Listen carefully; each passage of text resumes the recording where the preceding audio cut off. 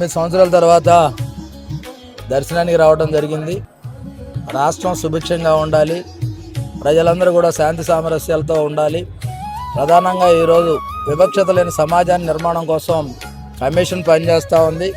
ఈ కమిషన్ విస్తృతంగా పర్యటించి ఎక్కడైతే అట్రాసిటీస్ కానీ, భూ కబ్జాలు కానీ, ల్యాండ్ కానీ, లేదంటే సర్వీస్ మ్యాటర్స్లో కానీ, రూల్ ఆఫ్ రిజర్వేషన్ కానీ ఇవన్నీ కూడా బాధ్యతతో చూసి బాధితులకు అండగా ఉండే విధంగా ఈ పని చేస్తూ ఉన్న సందర్భంలో స్వామివారిని కూడా దర్శించుకొని ఆయన ఆశీస్సులు తీసుకొని ప్రజలందరూ కూడా సుఖ సంతోషాలతో ఉండే విధంగా ఆయన ఆశీస్సులు కోరటం జరిగింది.